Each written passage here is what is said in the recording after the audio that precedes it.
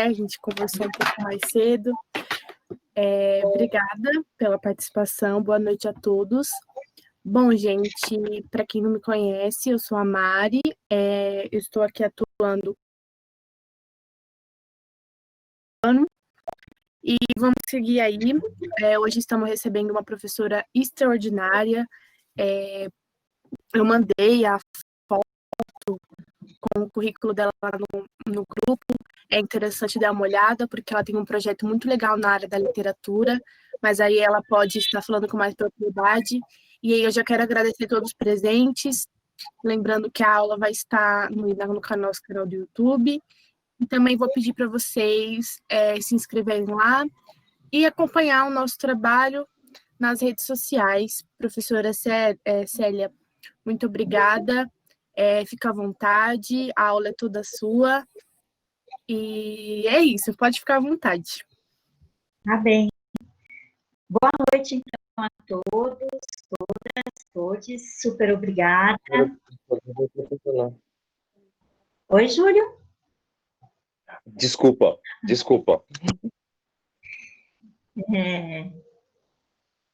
Eu estava agradecendo a oportunidade, disse para a Maristela um pouquinho antes, quando fomos testar aqui o som e a imagem, que eu é que fico feliz, né, por poder falar. É tão bom falar do que a gente gosta, do que a gente acha que faz um pouquinho melhor, né, daquilo que a gente se esforça, que não é nem mais uma profissão, é uma militância, né? A educação, para mim, de fato, é uma militância, mais do que tudo.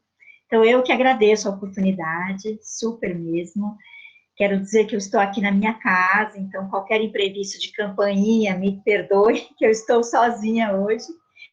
E é um prédio muito pequeno, eu sou a caçula do prédio, para vocês terem uma ideia, prédio só pessoas bem velhinhas.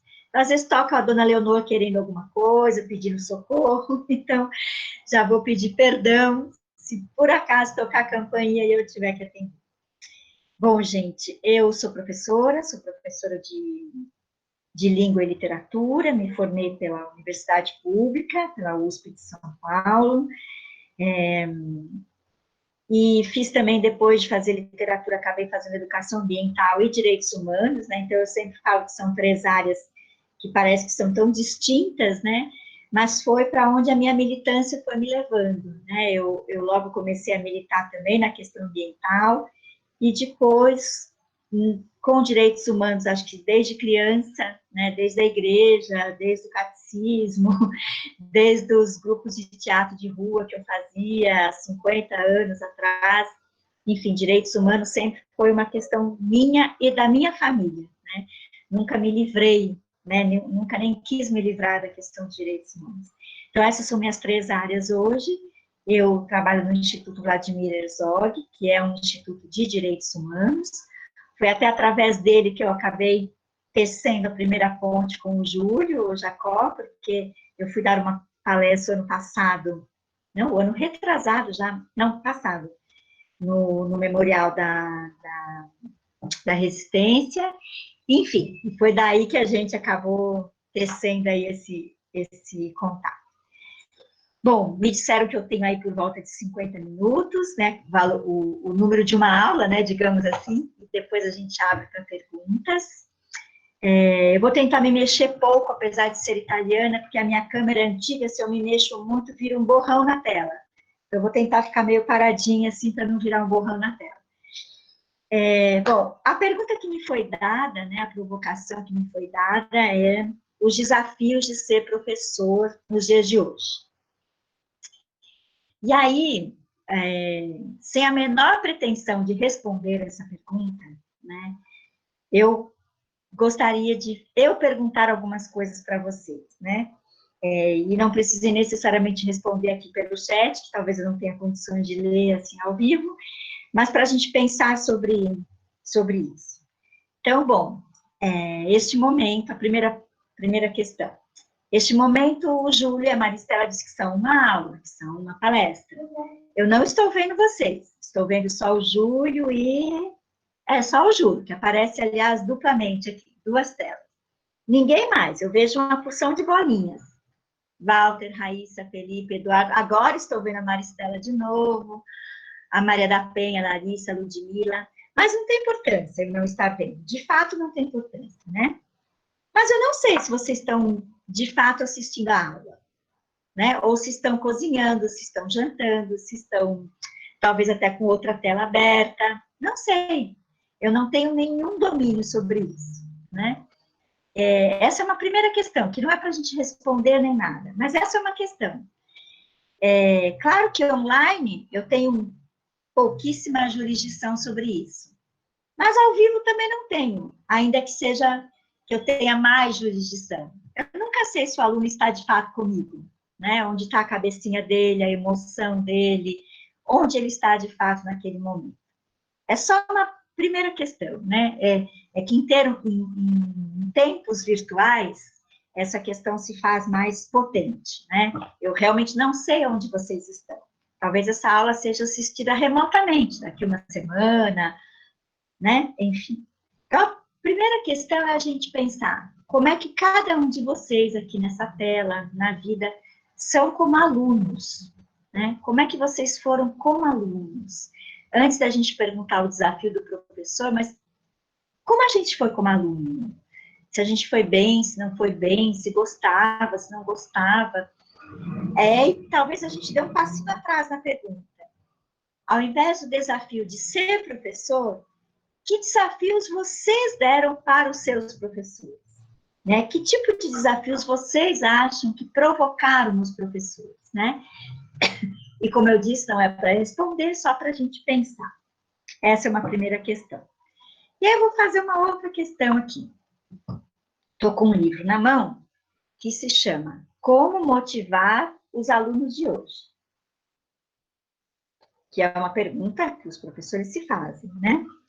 E aí aqui, no capítulo 1, Caro Professor, que é uma abertura do livro, o autor vai dizer assim: você diz que tem 30 garotos em sua sala e que a maioria deles são bons, agem de maneira correta na escola, é uma alegria estar com eles.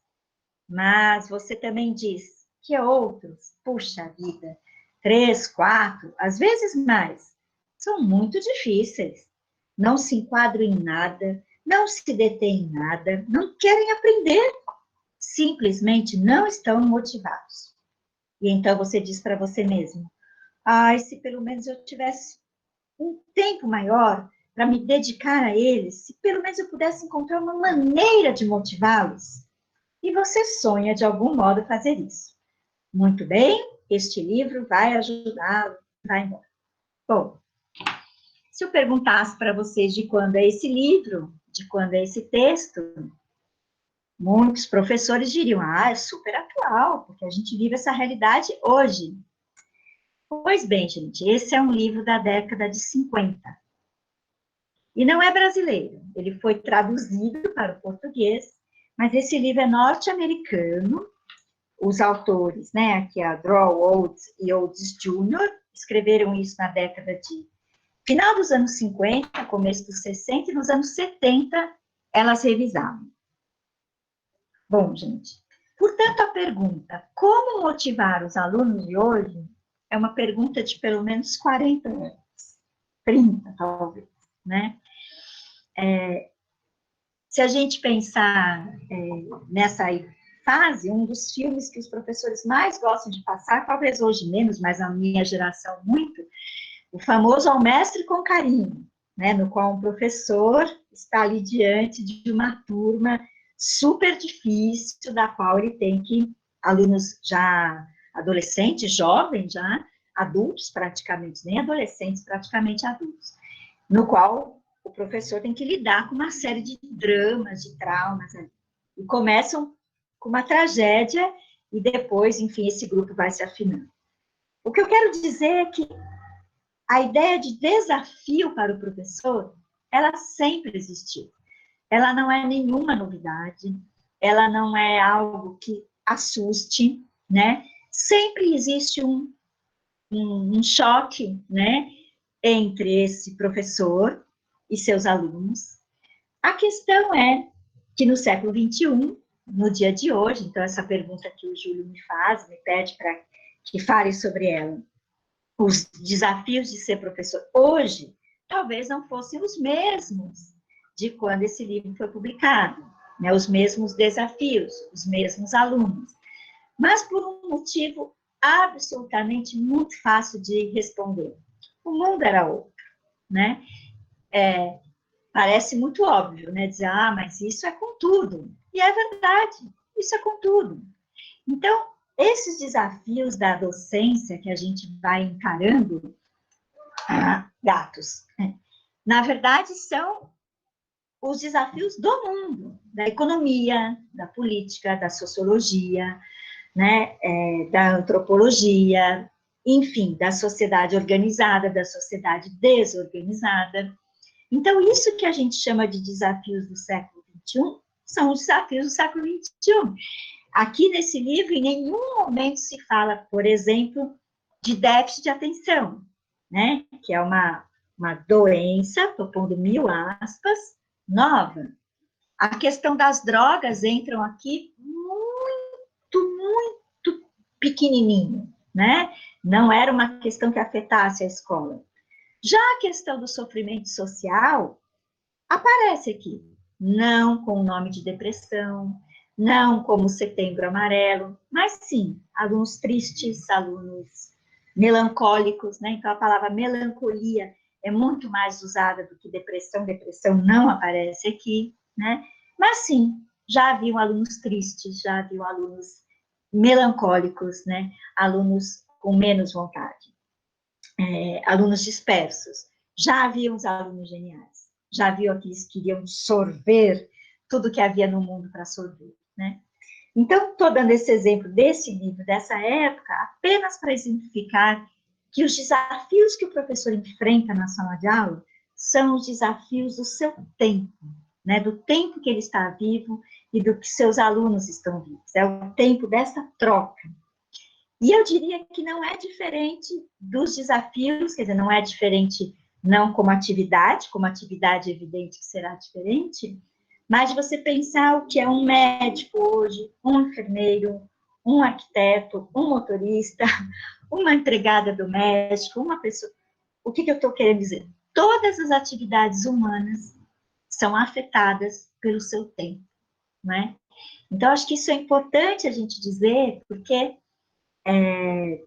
dá-se a impressão, ainda mais hoje, que é o dia do professor, então muita gente hoje falou da maravilha que é ser professor, né, da missão, da maravilha, e ao mesmo tempo como é difícil, como é desvalorizado, como é, né, quer dizer, o lado bem triste da profissão, né, da desvalorização, etc, etc.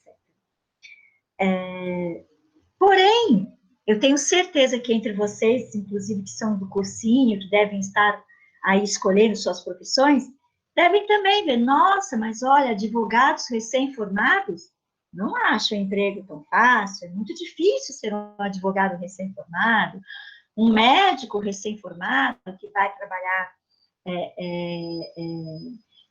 num órgão público, recebe muito pouco. Eu me lembro quando teve aquela grande da Zika, né, que estavam precisando de médicos, contratando médicos. Eu lembro muito de uma tabela que saiu do Rio de Janeiro, que médicos que trabalhavam nesses postos ganhavam, na época, R$ 1.200. Nossa, um médico, né? Enfim. Então, quando a gente fala de profissões, quaisquer que sejam elas, né? Claro que você tem profissões, digamos, mais próximas de uma certa elite, né? Mas o fato é que qualquer profissão tem uma missão dada a ela e tem lados dessa missão que são incrivelmente prazerosos, incrivelmente fantásticos, e o lado que é menos fantástico. Eu não queria usar ônus e bônus, porque eu acho essa expressão tão corriqueira, né? É disso que se trata, mas eu não queria usar, estava querendo usar algo de uma maneira mais poética. Então, por isso que eu estou dizendo dessa missão, que tem um lado muito mais difícil de ser levado, e uma outra que é mais doce, melhor de ser levada. Por que então a ideia de ser professor chama tanta atenção e é tanto sempre elevado nessa questão da dificuldade? Porque talvez seja, dessas que eu citei, sem pensar muito, aquela que afeta toda a humanidade, né? Claro que tem crianças que não vão à escola e adultos que não vão à escola, mas o professor é aquela atividade que todos passarão um dia, né? Ou deveriam passar um dia. E do qual também todo mundo se acha um pouco dono. Todo mundo gosta de dar seus pitacos, né? Então, porque tem um filho que vai à escola, um sobrinho, ou a própria pessoa já foi à escola. Então, é uma profissão que todo mundo se acha um pouco dono, né? De falar mal, de exigir de tal e tal jeito. Então, também tem uma questão na tarefa de ser professor que é muito injusto, né? Parece que todo mundo pode ali dar um pitaco nessa profissão. Então, tentando alinhavar essa primeira ideia, eu quero dizer isso, que quando a gente pensa no desafio de ser professor hoje, a gente não pode esquecer que todas as profissões têm baitas desafios, né? E que os desafios são do seu tempo. Essa, para mim, é a grande questão. E que tempo é esse, então? Daí eu volto na primeira pergunta que eu fiz para vocês. Será que vocês estão me assistindo? Será que vocês estão me ouvindo enquanto jantam, tomam banho, namoram, enfim? Então, acho que a primeira questão, né, gente, a mais importante de todas é: o que é a escola? O que é escola? O que é conhecimento?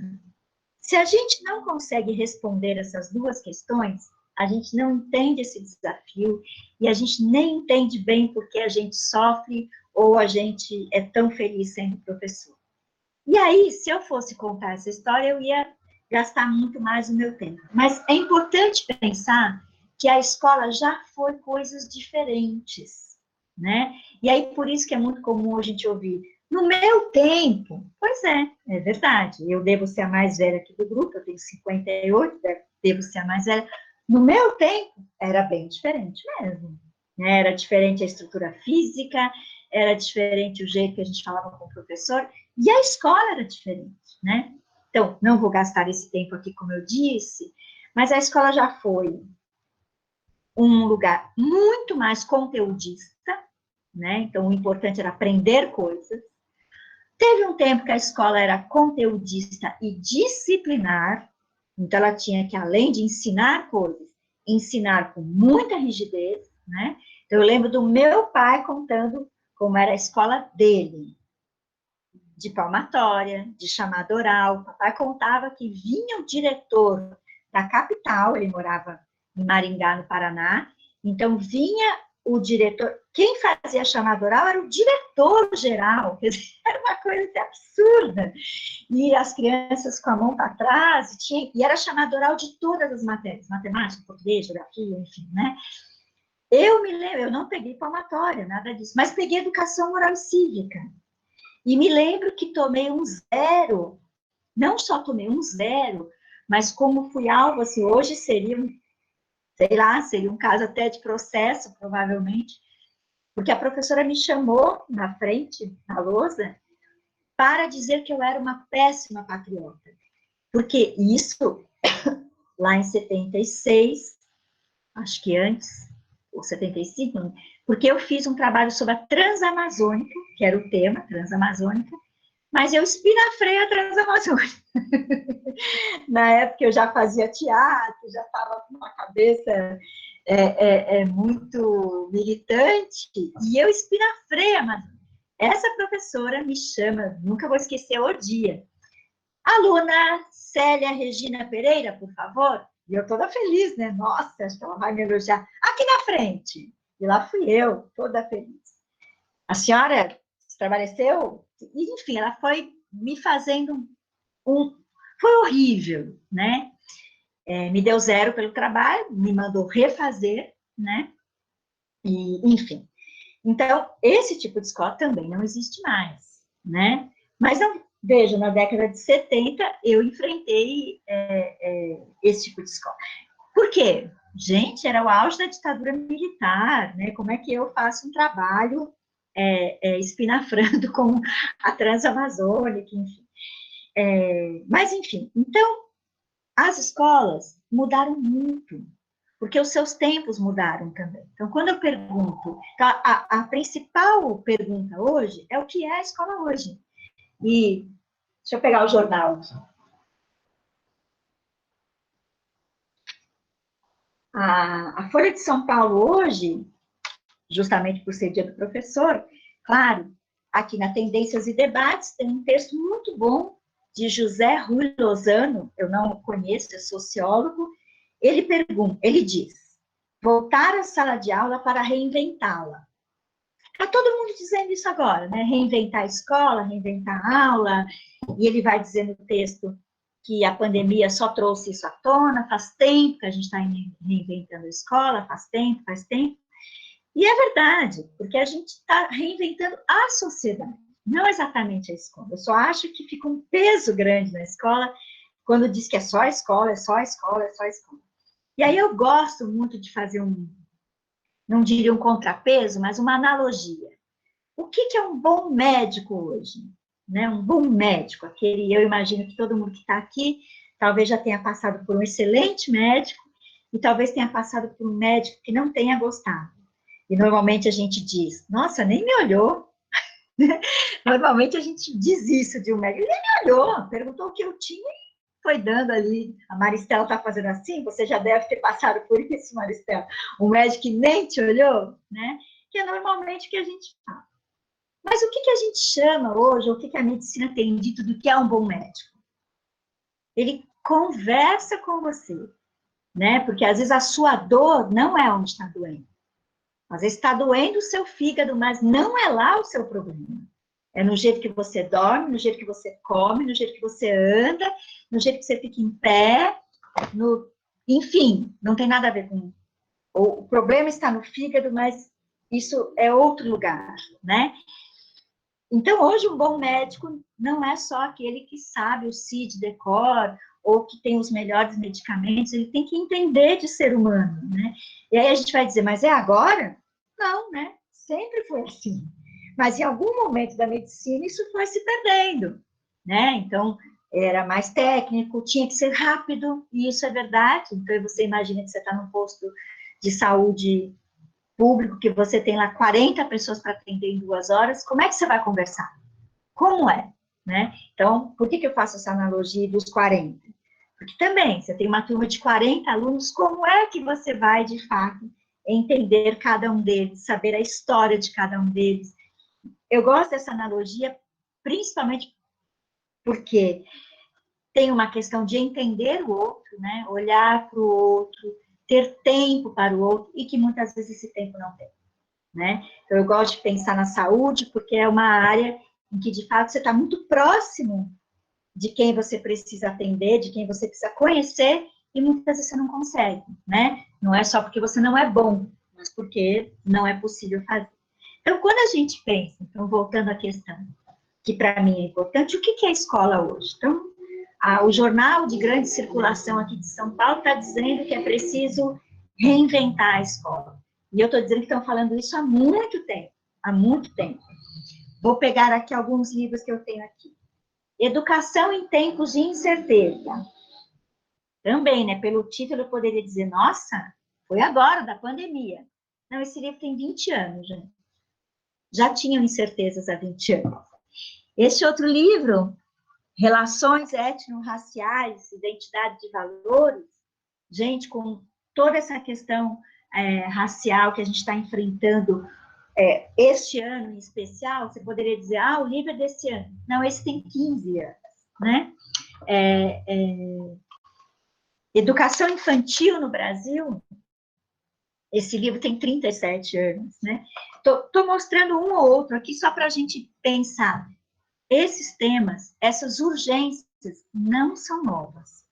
O que as tornam mais urgentes ainda é alguma questão que a gente atravessa, né? Então, se eu pegar esses daqui, essa questão racial, por exemplo, de fato, este ano nós tivemos, por conta da pandemia e outras questões políticas, um acirramento dessas questões. Então, tudo vem à tona com muito mais força, com muito mais vigor, mas isso tem 500 anos, né? A gente está enfrentando isso há muito tempo, né?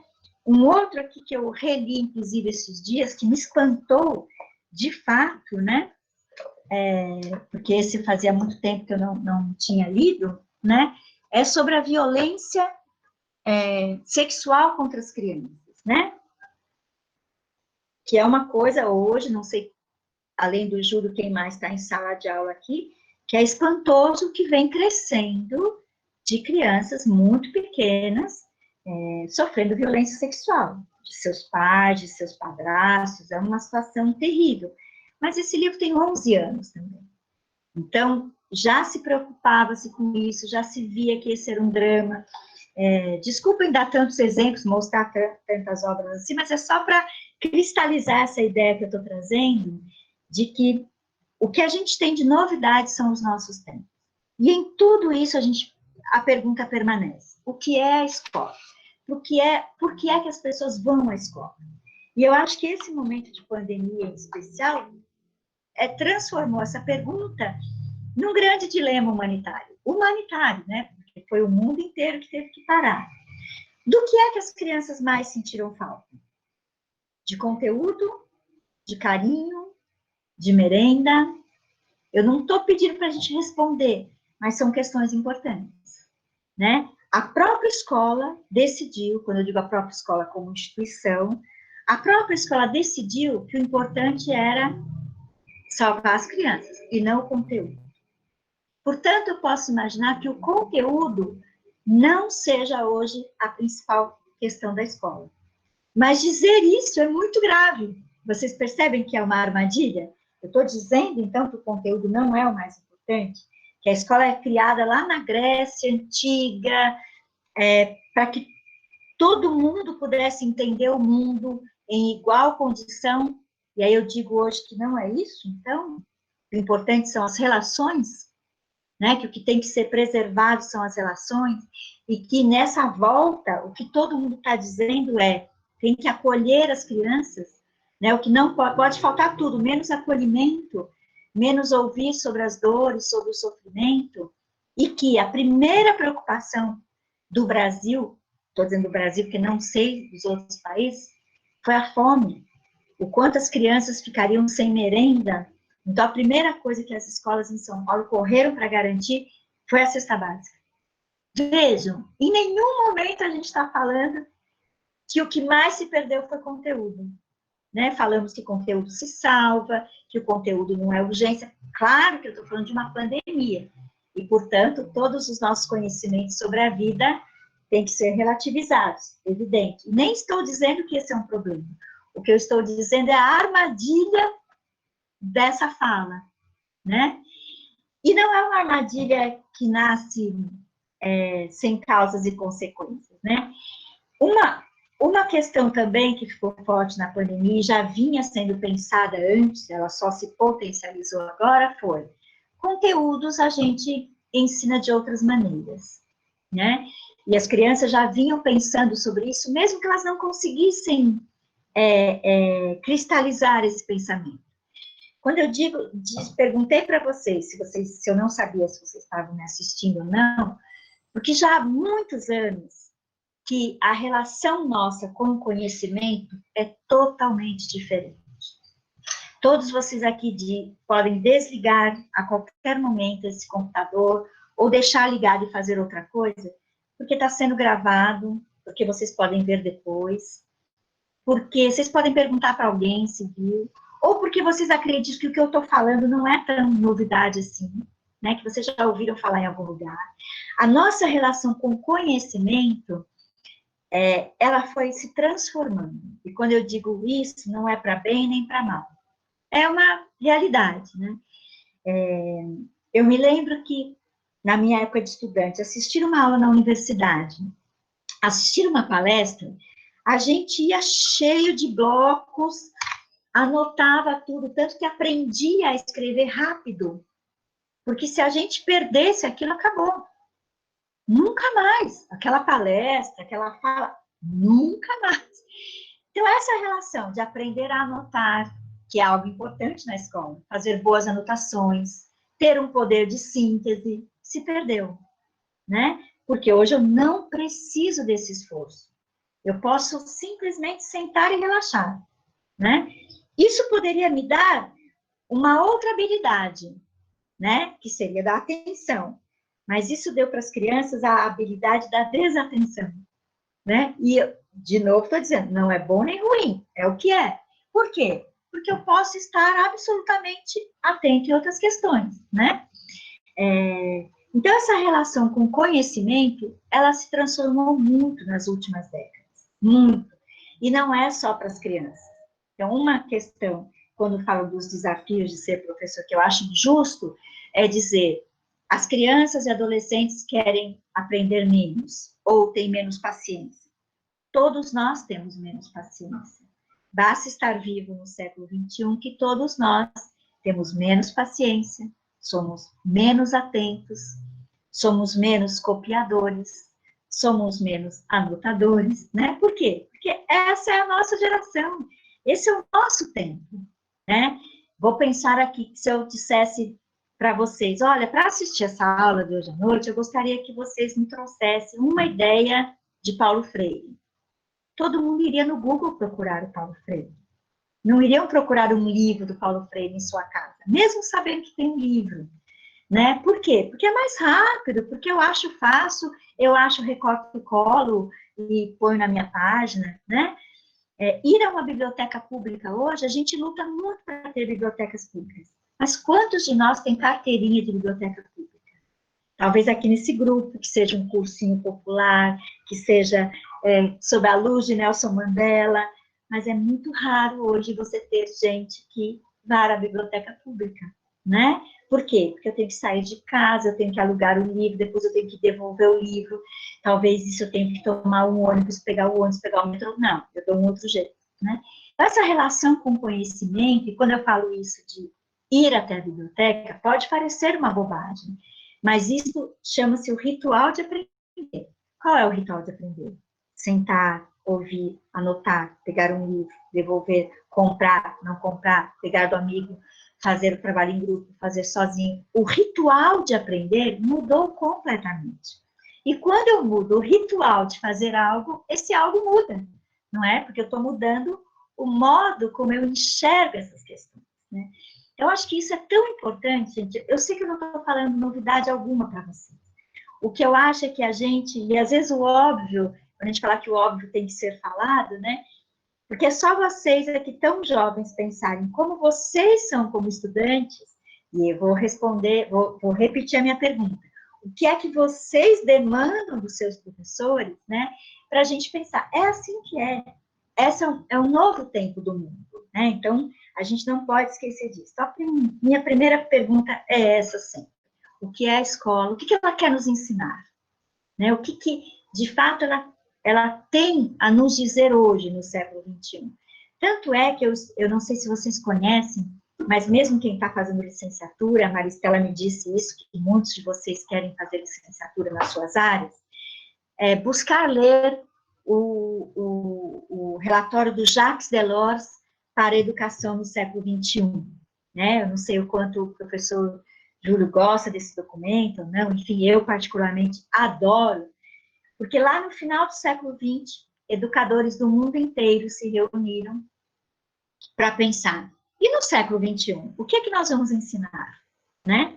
E eles tiraram algumas premissas, né? Aprender a ser, aprender a aprender, aprender junto, né? Vejam, a questão conteudista estava lá, mas primeiro eu preciso saber para que aquilo serve na humanidade, o que de fato isso tudo que está nos livros didáticos, que a escola quer me ensinar, tem servido para um mundo mais fraterno, mais solidário, mais justo. E aí, de fato, aí você vai dizer, a trigonometria tem? Talvez tenha, né? Talvez tenha. Por quê? Vamos pensar aqui nos dias de pandemia. A gente teve que aprender a ler estatística. A matemática fez muita diferença nessa pandemia. Ler gráficos, ler estatísticas. Todos os cientistas, começando pelo Yamarino, né, que a gente aprendeu a conhecer tanto, esqueci agora a profissão dele, que gravou aquele vídeo famoso das Vitórias Régias, né, ele foi explicando a transmissão do vírus pela Vitória Régia no Rio, não sei o quanto vocês viram disso, mas é fantástico, é pura matemática, né? Isso quer dizer que ele não estava olhando para os infectados? Não, ao contrário. Ele queria mostrar para a gente a gravidade da situação, matematicamente falando, né? Quer mais do que a história, né, que a gente estava brincando aqui antes de começar, a história, a filosofia. Qual a área hoje que vai nos ensinar a lidar com a morte, com o luto, com a perda, que não seja a filosofia, né? Como entender de territórios, de fronteiras, de globalização, de China, Estados Unidos, se não for pela geografia política, né? O que faltou, e eu acho que nisso as escolas estão melhorando muito, é ensinar aos alunos o que todos esses conteúdos estão na vida, né? Eu me lembro que faz tempo que eu não estou em sala de aula com alunos, né? Quer dizer, eu estou em sala de aula com alunos adultos agora, praticamente só estou dando aula para professores, para formação de professores, mas eu sempre dizia isso para os alunos. Tem que abrir a janela e dizer, ali tem matemática, ali tem ciências da natureza, olha a geografia ali, nossa, olha a sociologia ali. Quer dizer, se não fizer sentido na hora que eu abro a janela, eu vou achar que tudo isso só está no livro didático e não serve para absolutamente nada. Quer dizer, eu tenho que olhar para o mundo e ver as áreas do conhecimento no mundo, né? Então, talvez, para mim, que sempre adorei conteúdo, né? Sempre, para mim, a escola é de conteúdo, né? É de conteúdo fraterno, é de conteúdo político, mas é conteúdo, né? Por quê? Porque sempre achei que se eu não dou o conteúdo, eu nego para as crianças, para os adolescentes, para os jovens, entender o mundo. Eu estou negando isso. Entender, claro, cientificamente pensando, né? Mas quando eu digo cientificamente pensando, eu estou falando também politicamente pensando, fraternamente pensando, né? Eu não estou dizendo cientificamente do modo duro, de um modo elitista até, talvez, né? Então, essa ideia, e aí juntando a questão da armadilha que eu falei, porque eu disse, quando eu digo que as crianças sentiram falta, então, do calor do professor, da merenda, do convívio, e não sentiu falta do conteúdo em nenhum momento, é uma armadilha essa frase, né? Ela é super compreensível num cenário de pandemia, mas ela é uma armadilha, porque eu digo, então, aquilo que eu quero que realmente a escola faça, que é democratizar o conhecimento. O conhecimento não é de uma elite, o conhecimento é de todo mundo, mas a gente não sente falta, não é? Percebe o que eu estou chamando de armadilha, nesse sentido, né? Por outro lado, não estou dizendo que era para correr para dar conteúdo, não é disso que eu estou falando. O que eu estou tentando pensar junto de vocês é justamente isso que eu estou chamando de armadilha, porque se eu não sinto falta disso, eu não estou sentindo falta daquilo que democratiza o conhecimento, que é a escola, né? Existe um curta-metragem que eu vou obrigar vocês a assistirem, vou jogar uma praga de 7 anos de azar em quem não assistir, mas não se preocupe que as minhas pragas não pegam, mas é um curta-metragem que se chama Meu Amigo Nietzsche. É um curta-metragem maravilhoso, eu uso muito para formação de literatura. É a história de um menino muito carente. A professora diz a ele está muito mal nas notas, né, o Lucas? Então a professora começa o curta-metragem assim, Lucas, você tem que melhorar, senão você vai repetir de ano, você foi mal em tudo. Você precisa ler, Lucas, precisa ler tudo que aparece. E aí o Lucas, tá bom.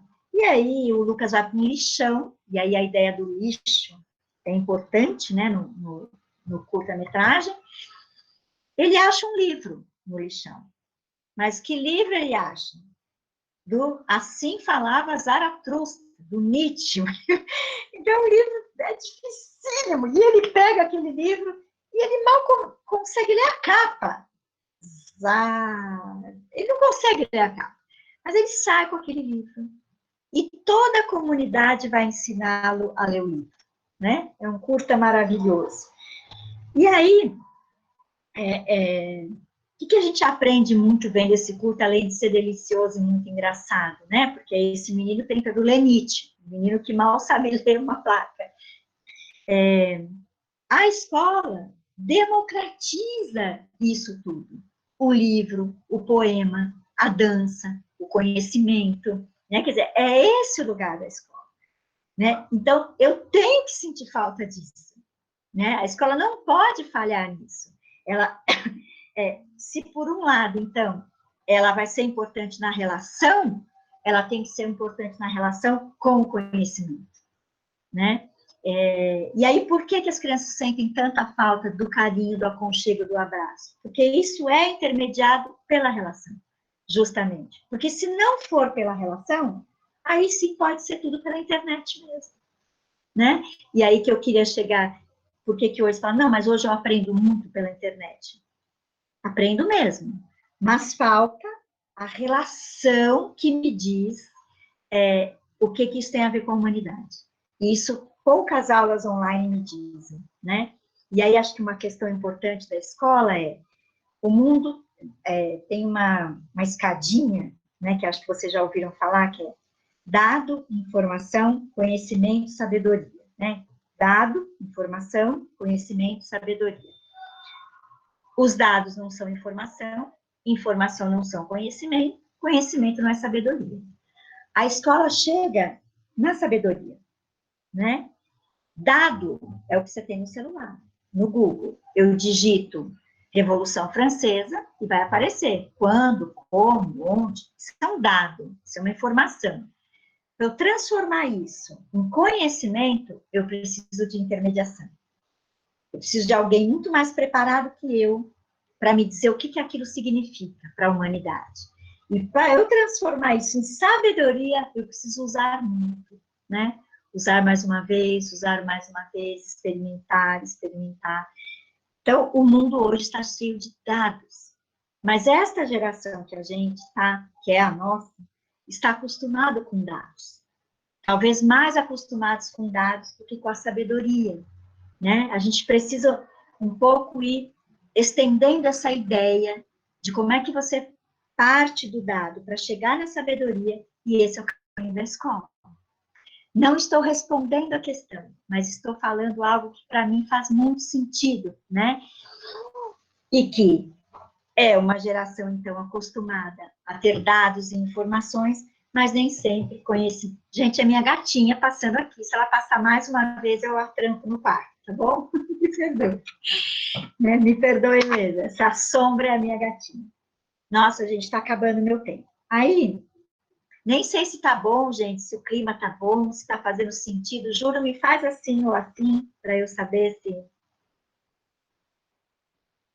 Não? Tá top, Raíssa? Obrigada. Raíssa disse tá top. Bom, e aí eu queria fazer duas lembranças antes de terminar. A Madalena Freire tem um livro maravilhoso, que é meu livro de cabeceira, que se chama A Paixão de Conhecer o Mundo. Para mim, a melhor resposta do que é a escola e do que é sabedoria, não dado, nem informação, é essa paixão de conhecer o mundo. E a paixão de conhecer o mundo está no mapa, está na célula, está na planta, está na matemática, né? Está naquela paixão de cada um de nós. Assim como a paixão do mundo, uns gostam de esporte, outros gostam de política, de novelas, literatura, não tem problema, da música, tudo isso é o mundo, né? Então, onde está essa paixão e esse encantamento, né? Eu acho que essa ideia da paixão de conhecer o mundo a gente não pode esquecer, nunca, né? É isso que nos move. E a última questão que eu acho que a gente não pode esquecer eu estava falando um pouco dessa questão de que o nosso desafio hoje é uma questão muito social, principalmente no Brasil. O fosso social que se abateu sobre o nosso país, ele é avassalador, né? Todo mundo está dizendo aí que a pandemia deixou isso claro, mas isso já estava muito claro. Então, nesse fosso social que a gente está, eu preciso de excelentes professores. Então, quem estiver aqui nessa live, aqui, que queira ir para a licenciatura, pense nisso. A gente precisa de excelentes professores. Assim como precisamos de excelentes médicos, pediatras, dentistas, encanadores, pessoas apaixonadas pelo que fazem, bons pedreiros, bons motoristas, tudo de bom. Porque a complexidade do mundo hoje não pode mais se dar pelo dado, mas pela sabedoria, né? Então, eu preciso de pessoas que entendam a complexidade desse mundo. E o fosso social hoje foi deixando realmente a escola mais violenta, mais traumática, mais perturbada. Tudo isso é verdade. Que não é diferente do estádio de futebol, da fila do emprego, da fila do hospital, ou seja, onde temos pessoas reunidas, né, teremos forças sociais, traumas sociais, dificuldades sociais. Então, imagine, se temos isso em todos os agrupamentos humanos, o que dirá na escola, que é onde isso pode aparecer. E aí que eu termino dizendo, quando a gente, nessa ideia do desafio, a escola é esse lugar maravilhoso que o aluno que está sofrendo grita, o aluno que está violento, ele às vezes é violento, porque ele pode fazer isso. Por quê? Porque não vai ter nenhuma sanção, digamos assim? Não, mas é porque ele sabe que ele vai ser escutado. Então, muitas vezes, quando existe algum ato mais agressivo, a gente fica triste, a gente fica, enfim, pesaroso, mas é este lugar da escola onde isso pode acontecer. Ele sabe que ali, ele talvez seja julgado também com muita força, mas ele vai ser escutado. Então, acho que para terminar essa pergunta que eu não respondi, eu só joguei um monte de coisas para vocês, né?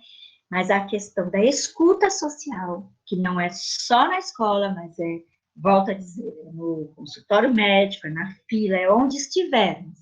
Essa escuta social que tenta abarcar esse sofrimento, que não é só do outro, mas que é do planeta, esse é o nosso desafio maior. Então, quem está aqui, que vai ser professor, que eu vou encontrar ainda quando eu tiver 70 anos, numa próxima live, quando o cursinho estiver comemorando 30 anos e ter formado centenas de pessoas, aí, não é? Eu vou dizer de novo, quantos vocês escutaram, né? É isso, gente. Super obrigada. Espero ter feito sentido para vocês, de verdade. Obrigada por me escutarem, né? Por quase uma hora aqui. Super obrigada mesmo. Juro, espero que você não esteja arrependido de ter me chamado, né? E sou toda ouvidos agora. Eu que vou escutar vocês agora. Arrependido? Oi, Gigi. Eu estou esperando a gente voltar para a aula presencial para você estar com a gente presencialmente, imagina. Estarei lá. Vou adorar. Vamos criar uma disciplina assim, inédita. Vou dar uma olhada. Gente, se tiver perguntas, essa é a hora. Pode mandar aqui no chat, ou se quiser ligar o mic para falar. Eu tenho uma pergunta. Celinha, Fique à vontade. eu vou fazer, cara. Celinha, é assim, eu ouvi quando você fala bastante sobre conteúdo, nós, professores, por exemplo, nós temos um desafio, né? Que é o desenvolvimento das habilidades, né, das competências, através dos conteúdos. E esse cara que está aí no meio aí, que ele não apareceu, que ele não liga a câmera aí, ele é fera nisso. O Walter é um cara que, não estou falando por ele ser o meu coordenador também, mas assim, ele é aquele cara que dá o stop na gente. Peraí, mas no caminho não é esse. A gente tem que tentar encontrar esse outro lado, tem que chamar o estudante para um outro olhar. E aí, o que eu penso? Olhando aqui, a gente tem um número enorme, cara, de estudantes nossos da escola que estão aqui participando, né? E esse convite ele foi estendido para professores, para gestão, esse convite foi parar na diretoria de ensino, né? Nós tivemos aí o cuidado de convidar muita gente, porque nós sabemos a importância da sua palavra e da sua presença, né? E a gente não vê reflexo disso. Será que essas pessoas que, assim como eu, não tiveram as habilidades trabalhadas na escola e foram apenas conteudistas, elas, por não terem esse brilho, né, dessa busca, eles não afastem da educação o próprio estudante com a maneira deles verem a educação? Sem dúvida. Isso é muito duro dizer isso, eu acho, sabe, Júlia? Muito duro. Eu sofro quando eu digo isso. Eu vou dizer uma coisa mais sofrida ainda. Tem gente que não pode ser professor. Mas não é que não pode ser só professor, não pode ser médico, dentista, pedreiro, motorista, né? É que quando a gente fala não pode ser professor, dá a impressão que eu estou criticando a nossa profissão, não é isso. E também não acho essa ideia de missão, quando a gente fala isso, a minha missão e tal, eu usei a palavra missão também, mas dá a impressão também que você recebe uma iluminação. Não, gente, é um trabalho. E o trabalho tem que ser apaixonante, né? O trabalho tem que ser, de fato, verdadeiro, né?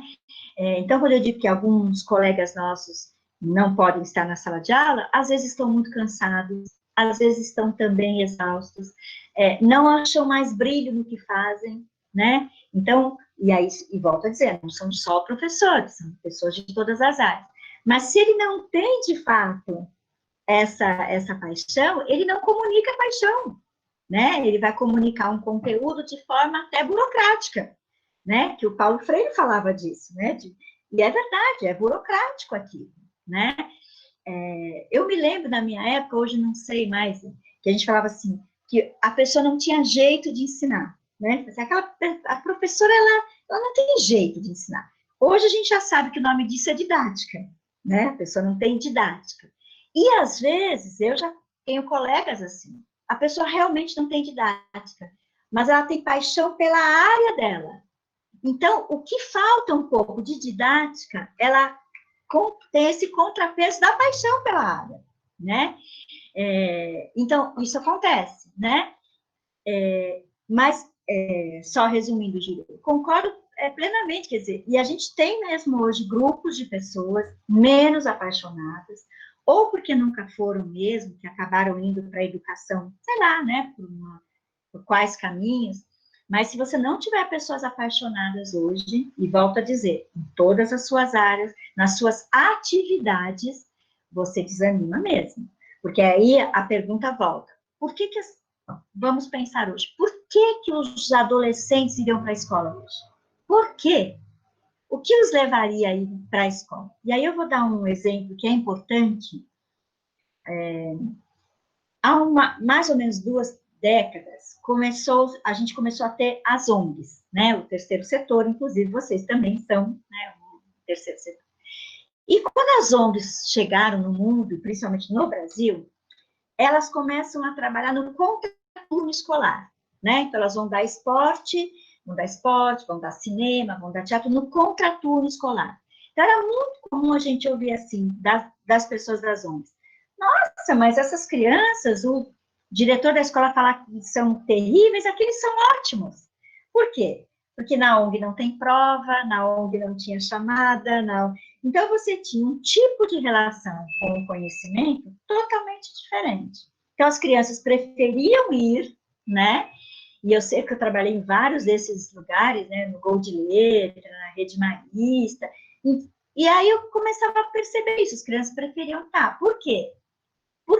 E aí volta a pergunta, por que eles têm que ir para a escola? Eles se perguntavam, mas por quê? Eu também estou aprendendo outra coisa aqui. Então, a resposta é isso que o Júlio acabou de falar. O que eu estou dizendo? Que é um conteúdo burocrático, que ele não serve para eu abrir a janela e entender o mundo lá? Quer dizer, o uso que eu faço é um uso, né, que na minha época seria da decoreba, né? Que era isso, eu decoro aquilo, mas eu não faço a menor ideia de para que eu uso aquilo, né? Na minha área da literatura, isso é muito palpável, né? Eu sempre fui apaixonada por literatura, porque tive excelentes professores também. Mas eu me lembro de fazer provas que era assim, o que acontece na página 70 quando Capitu abre a porta? Então, essa era uma questão sobre Dom Casmurro. Por quê? Porque o professor queria saber se eu li. Então, na página 70, Nossa Senhora, a Capitu abriu a porta, o que será que aconteceu? Eles não estavam preocupados se eu entendi a trama amorosa, o narrador machadiano. Não importa se eu li a obra, né? Não se eu compreendi, enfim. Mas eu estou já me estendendo demais na resposta. Mas, sem dúvida, a gente precisa reapaixonar os professores. E por isso que o currículo muda tanto. Você vê que toda vez vem alguém e fala, vamos mudar o currículo, vamos mudar o currículo. Claro que o currículo também vai mudando por conta dos desafios contemporâneos, mas muitas vezes a mudança de currículo é para ver se reapaixona o professor, para ver se ele se reinventa, né? Porque o aluno não sabe o que é o currículo. Então, não muitas vezes você está dizendo, não, eu estou mudando para atender os alunos. Muitas vezes não. Muitas vezes o currículo está sendo mudado para atender os professores, para ver se volta a apaixoná-los, né? Desculpa, falei demais.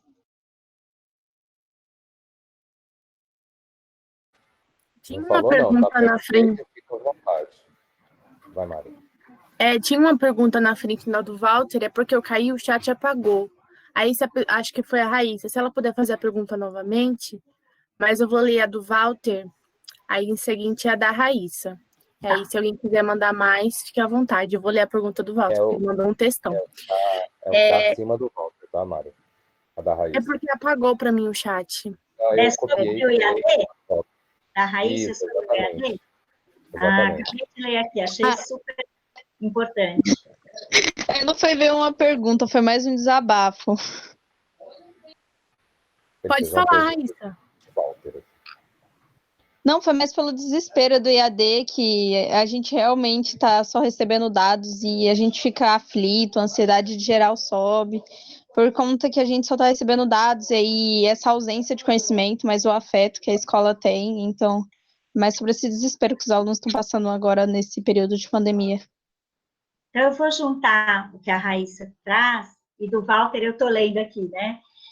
Que ele vai falar que a escola se tornou empresa, que tem hierarquia, conteúdos, instrumentização, metas, entrevistas, né? Ele vai dizendo a gestão educacional, ele até coloca entre aspas, né? Perde-se a criatividade, perde-se o contexto social, né? Será que é formação cidadã ou controle da sociedade, né? Vou juntar um pouco com o que a Raíssa traz, né? Às vezes a intenção é melhor do que o resultado, né? Nós tínhamos no Brasil uma falta de dados incrível aqui. Então, a gente dizia assim, tem muita repetência. Muitas quanto? Qual é a porcentagem? Quantos são repetentes mais de uma vez, menos de uma vez? Quantos são de vulnerabilidade social? Quantos não são? Falta de dados, né? Essa é uma questão não só da educação, né? Mas o Brasil agora tem melhorado bastante, tem melhorado muito. Mas havia uma falta de dados, né? Não, sem querer falar da pandemia, mas vamos falar de novo, né? Quantos são de fato infectados? Quantos isso? Quantos aquilo? Quantos moram em tal lugar? O Brasil sempre se ressentiu muito de dados.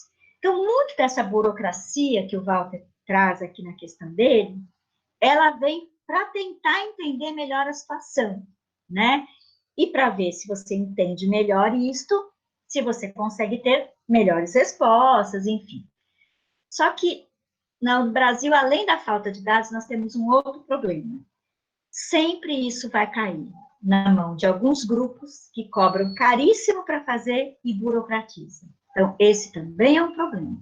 Então, quando você põe aqui gestão educacional, controle de ações, de fato, por quê? São grupos super caros que fazem isso, né? Os governos, municipal, estadual, federal, contratam essas empresas para meio que controlar isso tudo. Então, isso vira mercadoria, e você tem razão, vira mercadoria. Esses institutos ganham uma fortuna para fazer isso, né? E nem sempre detectam aquilo que os professores talvez detectassem melhor. Então, nós temos essas duas facetas dessa história, né?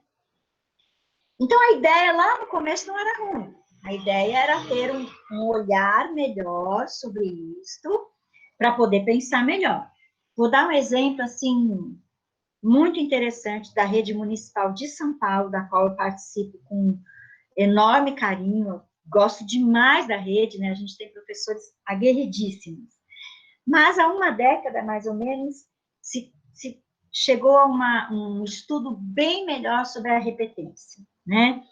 De alunos. Então, se formou as classes de aceleração e se fez um material de aceleração. E era um material editado, caro, né? Editou-se tudo aquilo e tal. Mas quem dava aula era o mesmo professor que já havia dado. Ele não tinha outro jeito de dar aquela aula. Então, ele deu a mesma aula.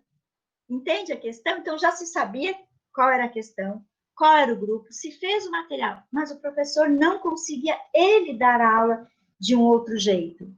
Portanto, se aquele aluno não aprendeu na condição ideal, ele também não aprendeu na aceleração, porque a questão não era essa, né? Então, é só um exemplo para a gente ver que estava tudo certo. Chegaram nos números, chegou no material, mas não se fez nenhuma mudança no jeito de trabalhar aquilo. Então, não deu muito em nada, tanto que eu vi aquele material, pilhas e pilhas daquele material. Gente, que tristeza, aquele dinheirão, enfim, né? Então, a gente tem, sim, essa gestão educacional feita por grandes grupos. A gente, até o fundamental, a gente não percebe muito, mas no ensino médio a gente tem uma questão grave com isso. A BNCC vai um pouco tentar driblar isso, né? Então, só vai tirar a criatividade, Walter, se o coletivo da escola deixar. E aí eu vou de novo dar esse puxão de orelha no coletivo, né? Por quê?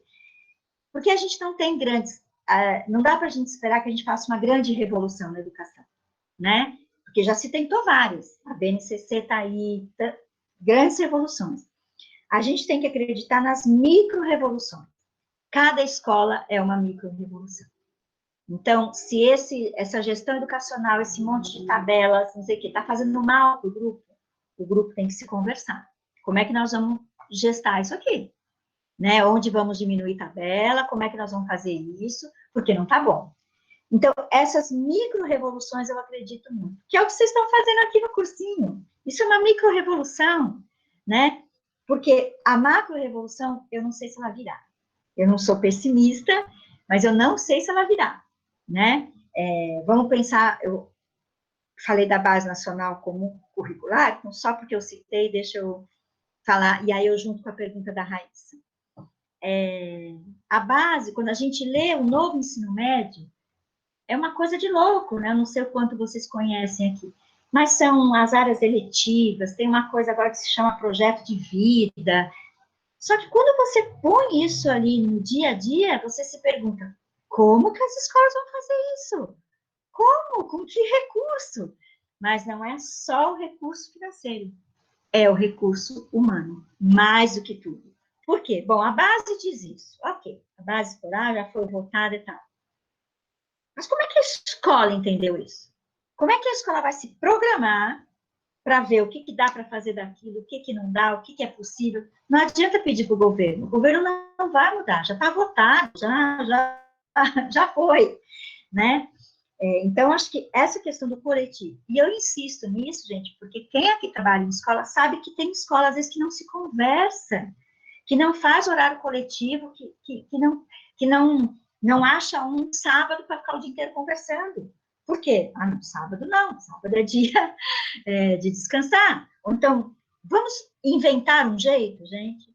Vamos não ter uma aula uma vez por mês e vamos combinar isso com os pais. Olha, gente, uma vez por mês, a gente não vai dar aulas, porque a gente precisa conversar o dia inteiro, né? A gente tem medo dessas coisas, a gente tem medo das sanções, mas essas micro-revoluções são importantes. E aí, voltando para a raiz. Onde que o IAD foi importante? Bom, quando a gente pensa na Universidade Livres, né, que tem nos céus de São Paulo, principalmente, a Universidade Aberta, que chama, né, isso, UAB, né, Universidade Aberta Brasileira. Bom, se você pensar, eu trabalhei na Amazônia há muito tempo, nas populações ribeirinhas que estão lá né, em lugares lá no Marajó, lugares que você só chega de barco e tal. Puxa vida, ter um curso à distância, que os professores possam acionar e possam estudar, que bacana, né? Mas não pode ser só isso. Porque não adianta eu gravar uma aula e mandar lá para o Marajó, né? Vai ser só isso que a Raíssa falou. É um dado, é uma informação. Como é que eu transformo essa oportunidade de um grupo isolado, de um grupo distante, né? Pegar esse AD. Então, algumas coisas eu tenho que garantir. Eu tenho que garantir que pelo menos uma vez por mês vai ter uma aula ao vivo. Eu tenho que garantir que tem algum trabalho de campo. Eu tenho que garantir que esse professor possa conversar com esses alunos pelo menos uma vez a cada 15 dias. Agora, se eu mando vídeo, eu nem sei com quem eu estou gravando esse vídeo. Tanto faz se for para o Marajó, se for para Moçambique, né, se for para o Piauí, tanto faz, eu não sei quem está do outro lado. E aí não vai ser conhecimento, porque o conhecimento só é feito justamente com essa troca, né? Então, e nessa pandemia, isso que está todo mundo atormentado, porque é claro que não deu conta. Primeiro que não deu conta porque as crianças não foram treinadas para isso, né? Então, você não tem um treino que seja desburocratizante. Eu tenho assistido às aulas na TV Cultura, né, naquele canal que é do Estado, para fazer as aulas. Algumas aulas são muito boas, outras são horríveis. E não é culpa de quem está dando a aula. É porque é um conteúdo que... Como é que você faz isso diante de uma câmera, meu Deus do céu? É quase impossível, né? Mas, enfim, acho que é isso um pouco, gente. Desculpa, eu acabo falando demais. Walter escreveu aqui, micro-revolução, trabalhamos com isso. É isso mesmo, né? Eu vi que lá adiante, quer dizer, acho que você deu o link, né, Júlio, para o vídeo que eu falei, e é um vídeo maravilhoso, vocês vão amar, vão assistir. Vi que muita gente falou das bibliotecas, que bacana, né? Cora Coralina, Amário de Andrade, que alguém falou aqui, maravilhoso. A gente tem que ir nas bibliotecas, gente. Não é à toa que vira e mexe os governos querem fechar a biblioteca, porque a gente não vai. E aí os governos falam, não precisa, ninguém vai. Vê se algum governo fecha bar, boate, estádio de futebol. Só fecha a portuguesa porque eles estão com dívidas enormes, mas senão não fecha não, né? Acho que é isso que vocês comentaram. Maria da Penha, o que é chalmequia? Da professora Célia. Celinha, as suas colocações, elas foram muito pertinentes, né? O Walter, quando ele fez a pergunta... Anderson, você quer colocar alguma coisa? Posso? Opa, por favor. Opa, boa noite. Anderson é nosso professor de matemática aqui presente. De matemática, eu fui falar justo de matemática. Mas matemática é fácil, simples e gostoso. Né? Então, como o Júlio comentou, né, filhinho pequeno, e é assim, né, assistindo desse jeito. Oba! É uma delícia. É bacana, né? Quando você falou da turma de aceleração, eu já tive uma turma, né, de aceleração, eles foram retidos durante... Eu comecei a escrever e aí eu parei porque não tinha como. Eu vou falar no áudio. A turma de aceleração, e aí assim, o que eu percebo? Eu tive a turma de aceleração no ano de 2014, né? Eu entrei na rede em 2006. É claro que a gente começa, quem está na educação já há um tempo sabe que o Brasil tem muito que aprender, né? Começou a se ter um olhar para a educação a partir da década de 90, né? Pensando, então a gente tem que ter toda essa parte histórica. E aí, assim, o que eu penso, né? A questão não é nem tanto a didática do professor. Eu acho que é de como ele foi formado e o tempo no qual, vamos dizer assim, não vou dizer que o pessoal tem aquela velho ditado, né? Ele já é um dinossauro, né? Quem é da educação sabe. Pô, fulano tá na minha frente, porque ele é um dinossauro, né? Porque já está há muito tempo. E aí, quando você vê aquele novo professor chegando com algumas metodologias, né? Algumas técnicas, tirando a molecada dentro da sala, para os outros professores que já estão há mais tempo, né? Olha e fala, não, aquele cara tá meio louco. E aí depois eles vão vendo a turma, vendo que realmente está fazendo a diferença, né? E aí vem aquela outra questão, nem todos estão preparados. E infelizmente a formação, acho que do professor e aí, né, quem está no estado agora que está tendo este olhar socioemocional faz a diferença para que se tenha aprendizagem, né? E aí eu só queria colocar esse ponto porque assim quando fala, mas o professor, eu acho que teria que investir na questão da formação, né? Que eu acho que isso sim vale. Você pode ter o melhor salário. Se o cara não estiver feliz, ele vai continuar sendo um péssimo professor. Ele pode ganhar aí 50 mil por mês. Né? Eu tive na universidade, nós sabemos disso, nós temos professores, pesquisadores que são excelentes no que faz. Né? Eu tinha um professor na faculdade que ele fazia cálculo para a NASA, mas só ele entendia o que ele falava. Né? Então, assim, eu acho que a questão de investir mesmo na educação é na formação do professor. E, infelizmente, esse olhar ainda falta, né? E eu queria né, ter essa percepção, porque, assim, passar a percepção, porque senão fica, poxa, mas os professores não fazem. Acho que não é que não fazem, acho que é a questão da formação. E aí se joga, não, você tem que fazer, você tem que correr atrás. Né? E se torna difícil para quem está lá na regular, 50 aulas, 2 escolas, trabalhando dia, noite, 20 minutos para poder montar uma aula, ver a questão socioemocional. Ok? Passa a palavra. Obrigada, Anderson. Sem dúvida. Eu até peço desculpa se ficou aí um ruído no que eu falei, desculpa mesmo. Não, sem dúvida que é da formação, até porque quem faz pedagogia, ou mesmo quem faz licenciatura nas suas áreas, não que isso é dito, mas a pessoa aprende a ensinar para alunos que vão aprender, e não para alunos que não vão aprender, né? Você nunca aprende na faculdade a lidar com os problemas, né? Tanto é que vamos pensar na inclusão, por exemplo, né? Então, como é que você ensina alunos autistas, alunos com Down, alunos socioemocionalmente muito problemáticos, né? Como é que você ensina aquele que não quer aprender, que não quer por todas essas questões, que não consegue, né? Então, sem dúvida nenhuma, isso que você falou é super potente, porque a gente aprende, digamos, em condições normais, né? É mais ou menos, vou fazer uma analogia aqui. Então, você tem mil questões de gastronomia, 1000 programas de gastronomia hoje, né? Faça um prato, faça isso. E aí, quando você vê a pessoa fazendo, a Bela Gil, ela tem a melhor das cozinhas, tudo arrumadinho, os potinhos todos preparadinhos. Mas como é que você faz aquela comida numa cozinha pequenininha, num fogareiro? Aí é outra questão. Como é que você se arranja? E a escola é um pouco isso, né? Você aprende a lidar com a sua área do conhecimento quase em condições perfeitas. Mas quando você está dentro da sala de aula, as condições não são mais perfeitas, né? Tudo muda, né? Seja da quantidade de alunos, né? E isso que você falou de salário é tão interessante, né? Porque, de fato, se a gente fala da valorização do professor, e é claro que essa é uma luta importante, mas talvez hoje a grande questão da escola pública seja a quantidade de alunos em sala de aula. Talvez se a gente fosse pegar uma questão, uma só, e eleger aquela, fosse isso.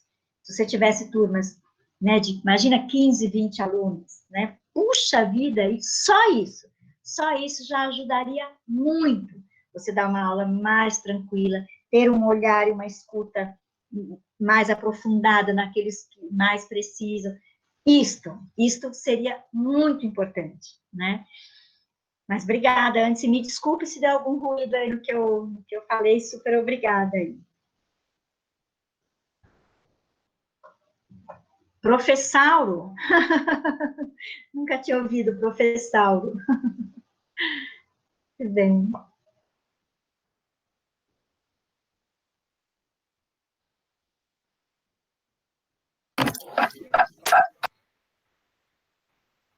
Quem vocês vão receber amanhã? Fiquei curiosa, que está passando aqui amanhã tem mais. Quem vocês vão receber? Então, amanhã tem a professora pesquisadora da USP, a Cíntia Ribeiro, que ela vai falar também sobre educação, eu imagino. Então, todos estão convidados. Também convido você, Celinha, para participar. Legal. Se alguém tiver mais alguma pergunta, fica à vontade. Caso contrário, a gente já pode finalizar.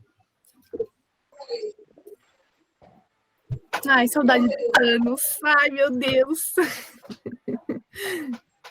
Quem é Thanos? Então,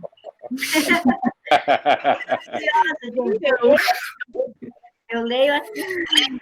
Sou eu. Ai, você, Anderson? Sou eu. ele Foi parece um 2018. personagem, um vilão da Marvel. Jamais. Só falta o rosto roxo, mas o resto é parecido. 2018 nós tivemos, né? A roupa toda. Eu ia Ai, falar, eu tenho fotos. do que você não tem foto, né, Júlio? Vou apresentar então para vocês aqui minha companheira de live, a Frida Catarina. Ela me acompanha todo o tempo, né, Frida? Não é? Tô falando. Mas é isso, gente. Eu só queria contar, posso só falar 2 minutinhos? Por favor. Claro, fica à vontade. Um dos trabalhos que eu tenho feito mais, assim, desafiadores e que tenho sido feliz por fazer é fazer leitura em presídios. Já faz 3 anos que eu desenvolvo esse trabalho junto com o coletivo Leitura Liberta. É muito desafiador, porque não é tão fácil entrar no presídio, enfim, a gente tem atuado em presídios femininos, né? Mas eu gosto de contar isso porque tem tanto a ver com o que a gente falou, gente, da desigualdade, sabe, do acesso, né, de como as pessoas não têm acesso ao conhecimento, né, e como é importante, né, quantos ali ficaram pouco na escola, né, e essa palavra acesso me pega, sabe? Mesmo isso que aconteceu aí esses dias, né, de terem liberado o traficante, enfim, toda essa polêmica, por que é que ele conseguiu ser liberado, gente? Porque ele teve acesso à justiça, né? Acesso. Pode ter sido um erro lá do Marco Aurélio, um erro, interpretação de lei, ok. Mas nós temos 40% hoje das pessoas presas que estão na situação dele, na mesma situação, né? Que ficam, às vezes, anos esperando a sua soltura, anos, e porque não sabe onde está o processo, porque não tem dinheiro para pagar o advogado. Então, o que mais me choca nessa questão não é nem se o Marco Aurélio errou ou não, mas é o acesso que ele teve. O acesso, deve ter um hiperadvogado, né? E, então, por isso que eu estou falando tanto dessa palavra acesso, quando eu falo de democratizar o conhecimento, porque as pessoas têm que ter conhecimento, têm que saber os seus direitos, têm que entender o mundo, sabe? Então, pode parecer que eu estou falando coisas diferentes, mas e é nesse lugar, principalmente, não é que são todos inocentes que estão lá, não é que não vão pagar pelos seus erros junto da sociedade, não é isso. Mas a gente sabe que quem paga de verdade é quem não teve acesso. Não necessariamente quem cometeu os melhores, os piores erros, né? Mas, enfim. E é isso, quem sabe vocês aqui um dia se empolguem também, queiram fazer leitura dos presídios, vão gostar. A gente tem sempre necessidade de muitos voluntários.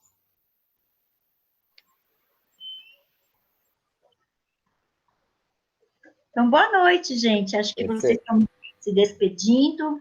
Obrigada por me escutar. Espero ter feito sentido isso para vocês. Tentarei amanhã assistir a Cíntia também. É no mesmo horário, né? 18 horas. Sim. Isso. Se você quiser, eu mando o link lá no seu WhatsApp. Por favor, vou gostar. Então é isso, gente. Tenham uma excelente noite. Foi um prazer. Posso falar? Sim? Posso falar uma coisa? Queria agradecer mesmo a sua aula, que foi sensacional. Foi uma ótima aula mesmo. Agradeço mesmo vocês e agradeço o professor Júlio, que o professor Júlio sempre está me comunicando dessas aulas. Agradeço a Maristela também, que sempre está mandando para a gente. Agradeço todos mesmo que me ajudaram na escola, o professor Walter. Quero agradecer todo mundo mesmo. A aula foi sensacional. Não tenho palavras mesmo para agradecer. Muito obrigado. Eu que agradeço. Você falou tantas palavras, você tem muitas palavras. Obrigado Muito mesmo. bem.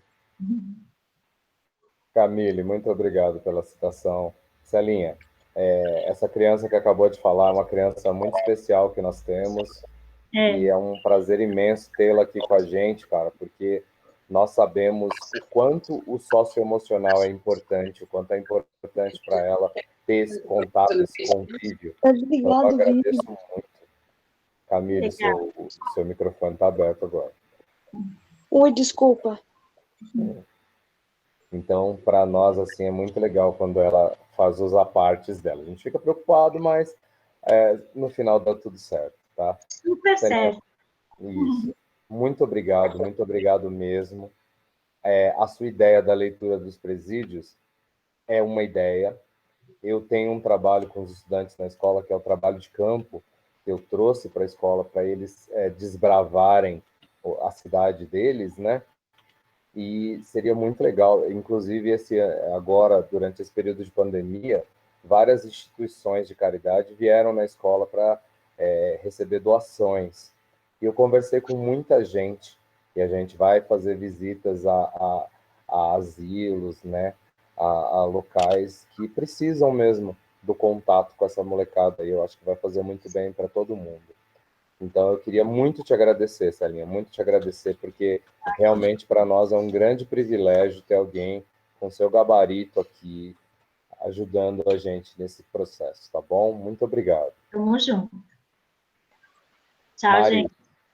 Mari, é você. Eu queria só agradecer mesmo novamente a Celinha pela incrível aula. Lembrar que amanhã também tem mais uma. Eu espero todo mundo aqui. E é isso, pessoal. Estamos juntos, contem conosco. E tenham uma boa noite. Espero que o coração de vocês esteja quentinho, como o meu está depois dessa grande aula. Espetacular. Boa noite e obrigada a todos pela participação. Saudade, professor Anderson. Ai, que saudade.